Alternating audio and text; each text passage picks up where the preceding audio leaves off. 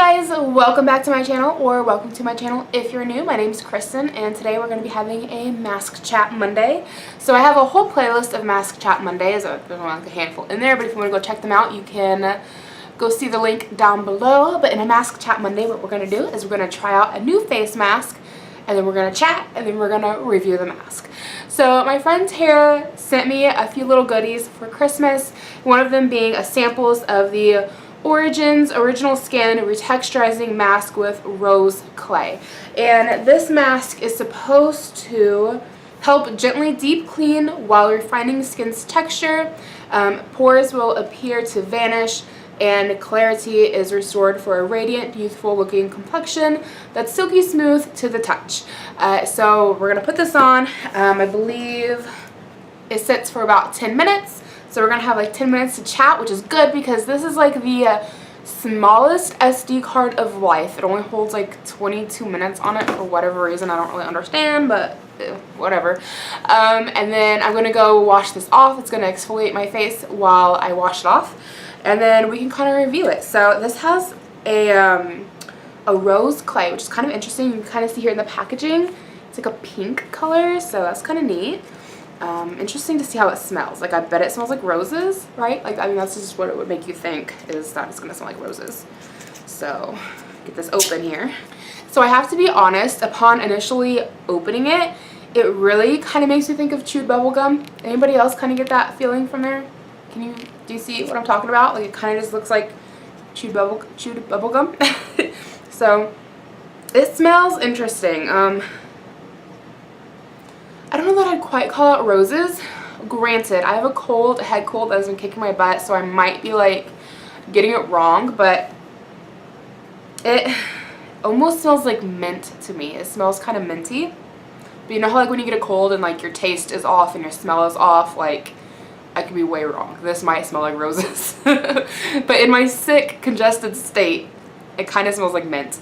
So you're supposed to use this a couple of times a week.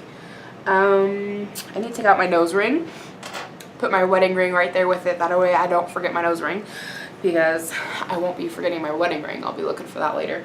So you're supposed to use this a couple of times a week to like refine your skin's texture and brighten it and all that fun stuff. So we'll see how this all goes. So dipping into it, it's kind of got the texture of like a melted milkshake. Not in the sense of being like super cold, it's not.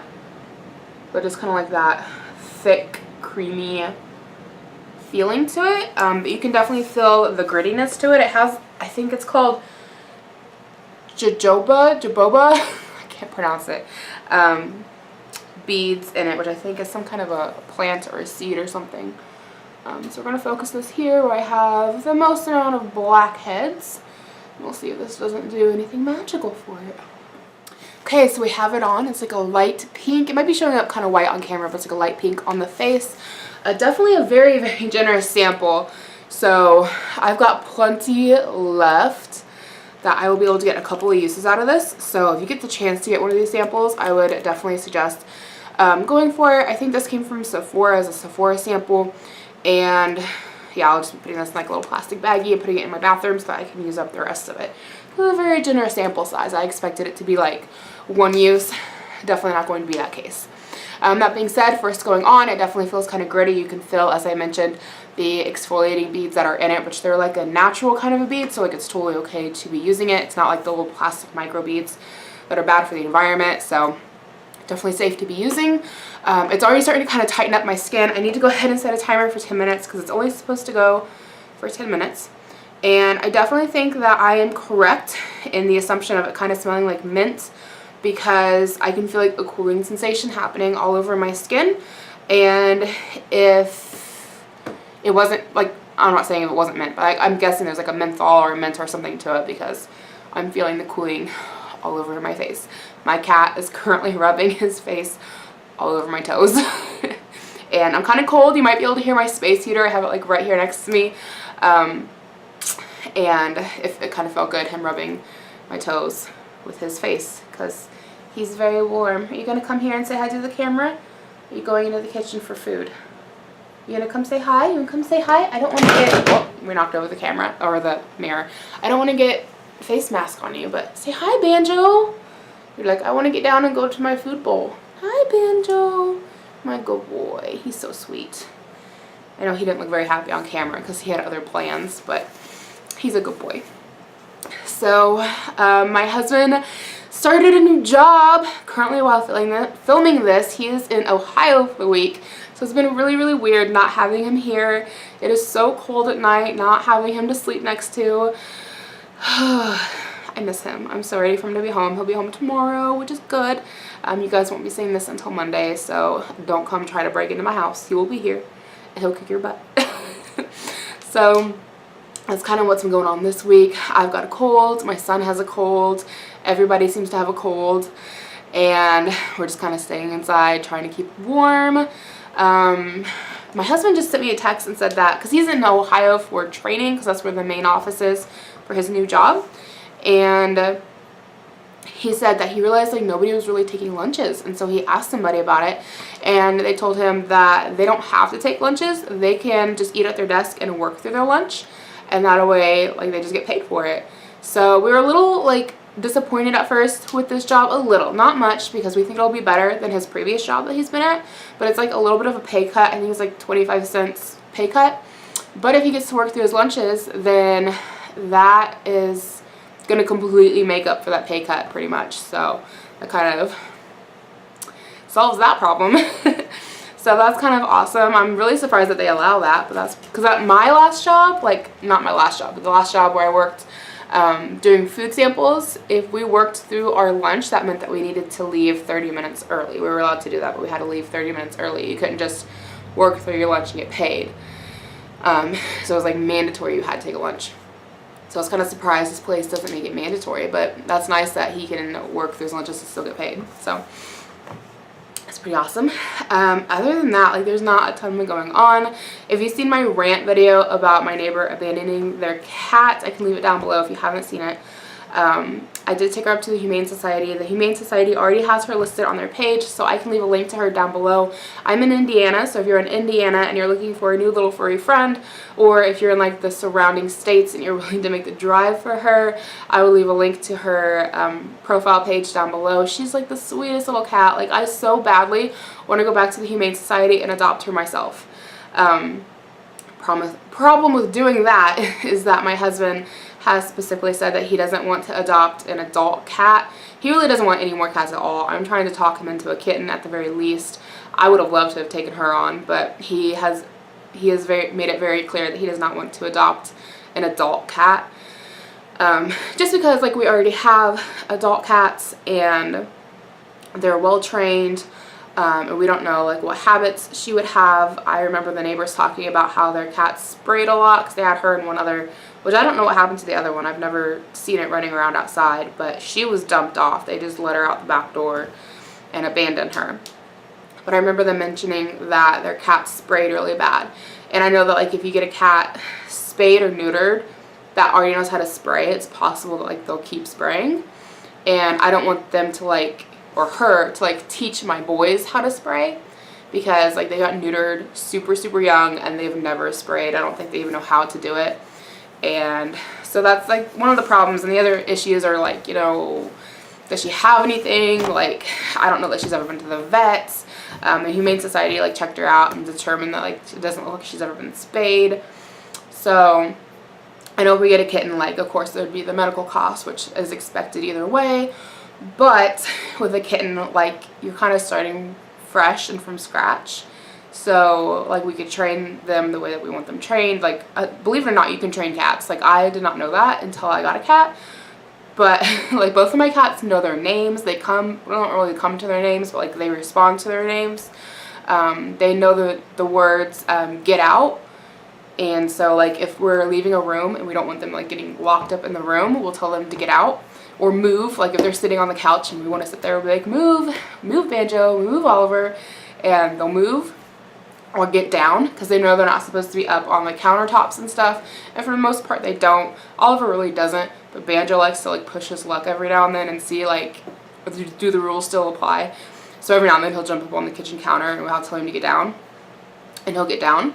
And I just feel like with a kitten, like you're starting from scratch. They don't have any bad habits. and you can just, you know, teach them the ropes. Whereas if you get a cat that had another home, like, I don't know, that's not something that I'm experienced with. I'm not experienced with taking on older pets, which she's not very old. I think she's only like 1 or 2, but she was super sweet and super cuddly. I was really surprised because, like, when I took her into the Humane Society, the lady who took her out of her crate, like, she just cuddled with her immediately, just snuggled up on her lap.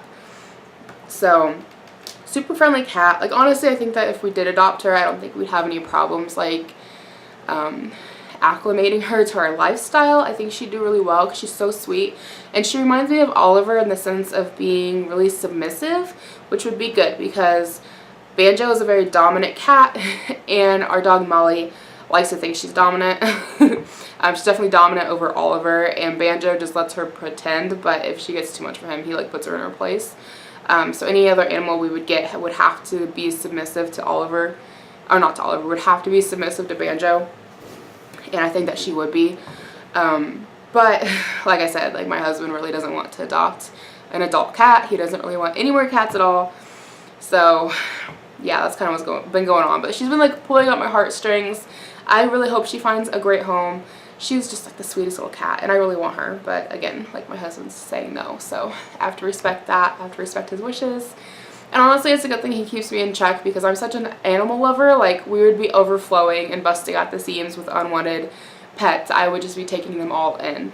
And that's not a good way to live. You know, that's how you become an animal hoarder. But I have very, very little self-esteem when it comes to pets. So it really is a good thing that he keeps me in check. This mask is getting super, super tight. I'm glad I didn't put it really close to my mouth because otherwise it'd be really hard to talk.